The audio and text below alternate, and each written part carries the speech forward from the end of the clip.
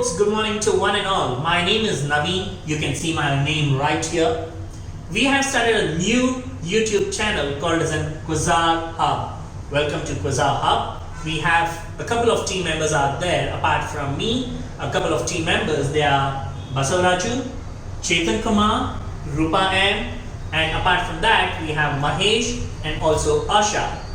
We'll be dealing with different skill sets with regard to the legal studies, with regard to the soft skills, with regard to the technical skills, and with regard to any other skill management or any other management skills related to whatever you want to learn from Quasar Hub. So welcome to Quasar Hub and welcome to you all. My name is Naveen again and I would like to teach you something related to resume building to start off with. So let's see what is resume building for the day. Are you ready?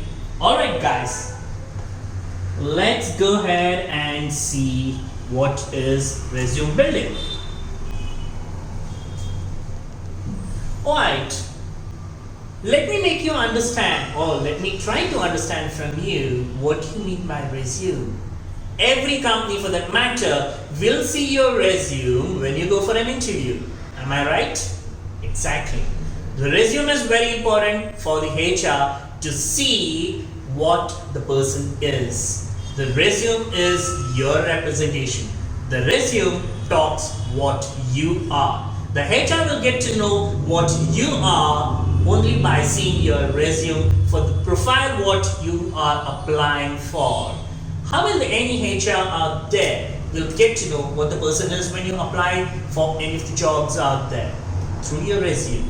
So, resume building is very important, isn't it? Yes, it is very important. So, let us see resume building. Alright, let's go ahead. Hi guys, for all the freshers out there, resume is important? Yes, it is important. Now, let's see how do we go ahead and build the resume out there for us, for our benefit. First and foremost, you can use the word resume or you can also use the word called CV. It is called as curriculum vitae. Alright, don't call it as vitae, it is curriculum vitae. So you can use the word resume or you can use the word CV at the top.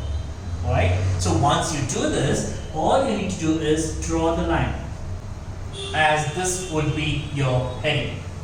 So once you're done with your heading, onto your left side of the page, I as an HR would like to see the name of the person who is applying for the job. So you will have to write your name. So my name is Naveen BM. Now there are different procedures out there. You can either expand your initials as in what do you mean by BM, or you can just leave it like that, but just by saying Naveen BM. My name is Naveen BM. I can just write name Naveen BM. That is still fine. Once I do this, I will give my email ID. So you will have to give your email ID once you give your name. So whatever it is, you can go ahead and give your email ID. Once you give your email ID, you give your contact number. Your contact number is nothing but your phone number.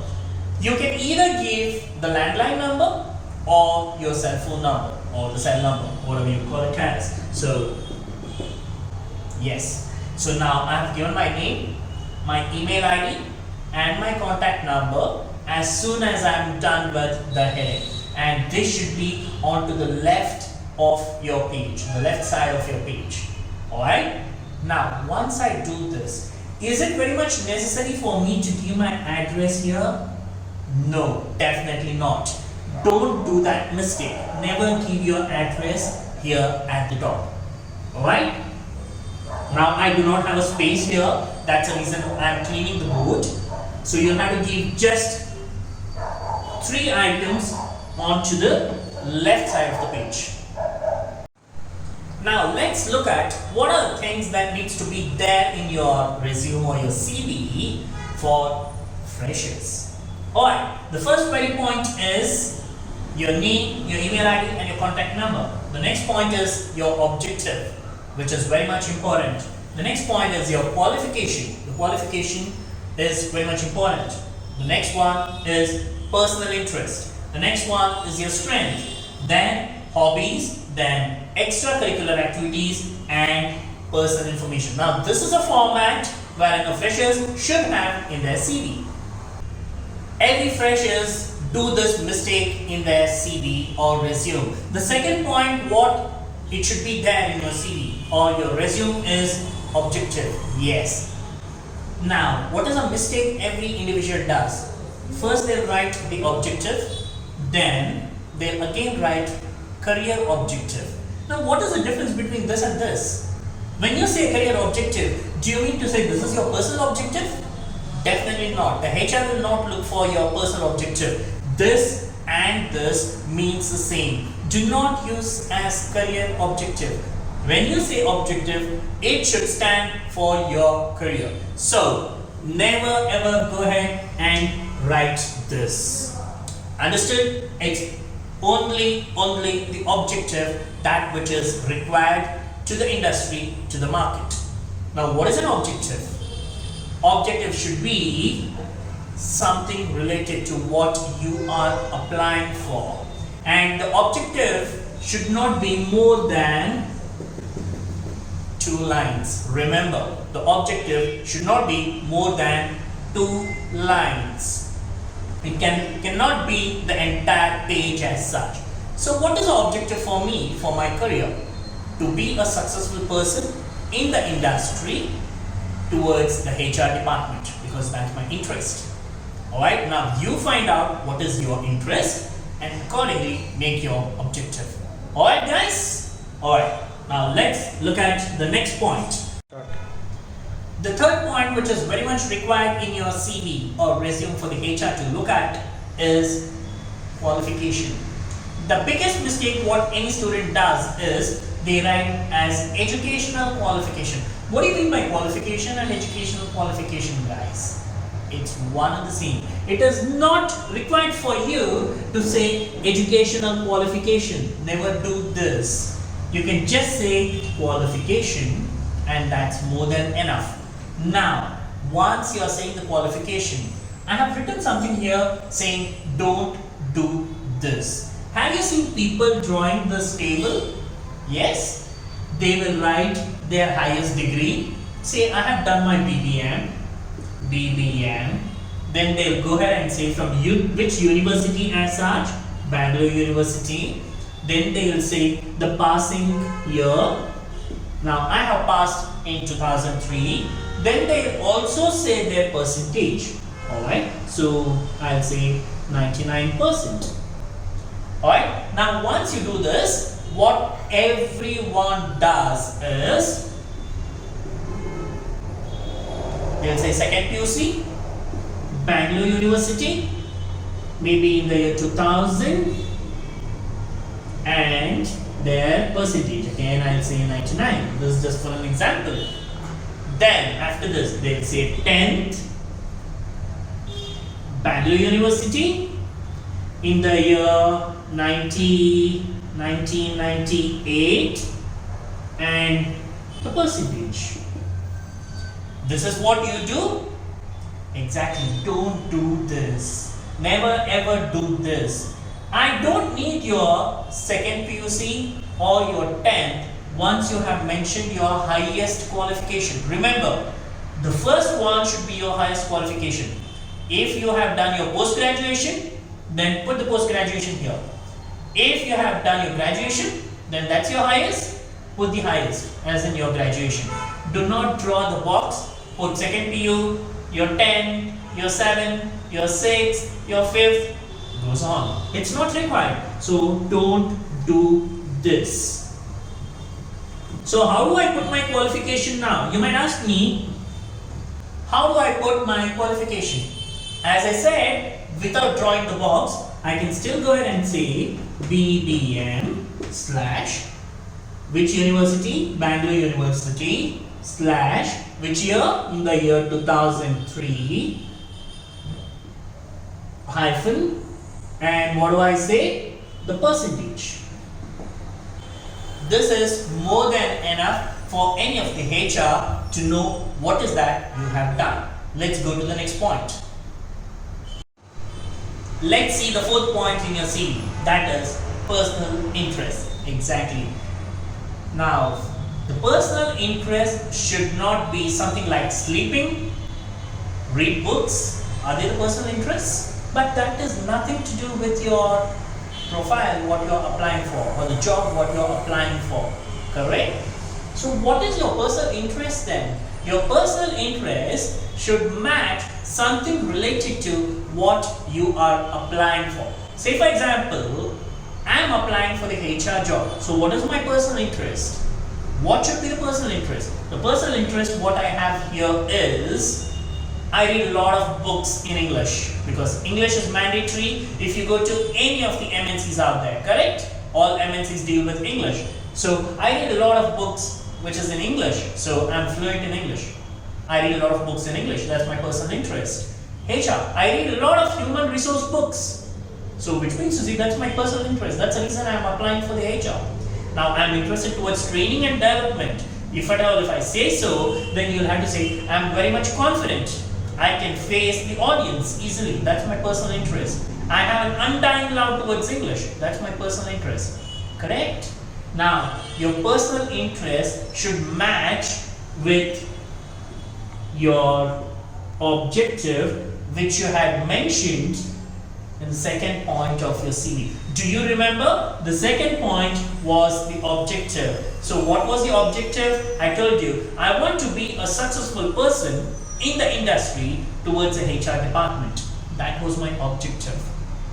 Now, my personal interest will have to match my objective. So what's my personal interest? I read a lot of human resource books. Alright, now that is my personal interest. Which means to say, I am interested towards the HR, the human resource, to be part of the industry. Now my interest is, yes, I read a lot of books towards that. So that's what it says. Now let's go ahead and look at the fifth point. Let's look at the fifth point. What does the fifth point say in your CV? It talks about the strength. Am I talking about my physical strength? Does a HR wants to know how strong I am? Definitely not. The strength here means your ability, your mental ability. What are you? How good are you? Do you remember your fourth point here, what you said as in the personal interest? Now your strength should match what you have mentioned in your personal interest. Alright? Say for example, in personal interest, I said I read a lot of human resource books. So what's my strength? I read books. That's my strength. You cannot say I play cricket. If at all if you say I play cricket, HR will say go ahead and play cricket. Why do you apply here? Correct? So this should match your personal interest. Let's look at the next point. The sixth point talks about the hobbies. Now what do you mean by a hobby? That which I do during my free time. Correct? Now you can say anything you want. I play cricket, I sleep a lot, or I do gardening, or I'm interested in sports, or anything else. What about shopping? If you want to say that you're good at shopping, say I love shopping. Alright? Say whatever you want to, which means to say that which you do during your free time. Hobbies means what you do during your free time, your leisure. So you can say whatever you want to. Let's look at the next point. Point number 7. Extracurricular activities or extracurricular activities. Now, you can say again whatever you want to apart from your hobbies. Say for example, I participate in one of the NGOs out there. I have gone for a marathon for about 20 kilometers. I ran for 20 kilometers. Now that is my extracurricular. What is the kind of certificate which I have got? Something which I have done other than what I am supposed to do in my college days or in my student days as such, are called as extracurricular. See for example, I have got a certification in drama. Of course extracurricular. I have got a certification in dance. Of course extracurricular. You can ask me, are they not hobbies? Yes, they can become hobbies, but you shouldn't have got any kind of certification. Hobby is something which you do during your free time, maybe at home or outside. You have not participated in anything else, alright? You have not got any certification. But here, you have got the certification for what you have done, which is called as extracurricular activities. Understood?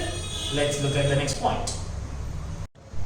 The last point, but not the least, your personal information. When I say the personal information, you have already given your email ID and your contact number at the top. Then what are the kind of personal information you have to give? They are your date of birth, the first point under personal information, right? As in your date of birth. Nationality, as in where are you from? Are you from India? Are you from some other country? So where are you from? Marital status, whether you're married or single. Alright, can be either one, single or married, your marital status. The next comes is your spouse or your father's name. Remember here, if your marital status is single, then use your father's name. And if your marital status is married, then use your spouse name. Alright, I repeat. If you're married, then it's spouse name. If you're single, then it's your father's name. Alright, then the last one is your address, your complete address, as in where do you stay here locally. As in if at all if you're applying in Bangalore, then where exactly are you staying in Bangalore? So you have to write your complete postal address. Alright, now this should be in your CV and nothing else apart from this. Further, by the end of the CV, have you seen this where every individual does? Now, there are certain don'ts which you need not do on your CV. I declare the above mentioned is true. That's what they will say by the end of it. Correct? That's what you do? Don't do it. I don't need the declaration. Okay? Never go ahead and do the declaration. The next one, they will say signature and then sign. I don't understand. This is of course your signature. Then why do you need this? Do not mention a signature and then sign. Just sign it on your CV. Alright? So two things you need to remember. One, I don't need the declaration. Not needed. The next one, do not say signature and then sign. Please sign the CV, but don't use the word signature. There are certain things you need to follow when you prepare your CV or your resume. They are the font size. The font size of your resume should always, rather, the size should be 10 to 12. But the font what you use should be in Arial. So your CV should always be in Arial. The font size can be anywhere between 10 to 12. You can use 10, you can use 11, you can use 12. Alright? The color of your, the font which you use should be always in blank. And that's what the HR would expect. And the margin when you prepare your CV should be 1.5 as a margin, all the four sides. Certain don'ts in your CV. The first one, never draw the page border. Border? Don't do it. Never do this. Okay? The next one, it should not be in italic. Never use your font in italics. Don't do this. The next one, whatever you write in your CV, any of the contents should not be in bold. Yes, the headings of it should be in bold, as in the qualification, your personal interest, your strength, your hobbies, your extracurricular activities, the personal information, all those can be in bold and you can also underline it, but the content which you mention below that should not be in bold. Never put it in bold. Alright? We do welcome your comments for the video I have just uploaded. We also request you, please go ahead and comment and also subscribe to our channel Quasar Hub for all the future subjects and all the future details.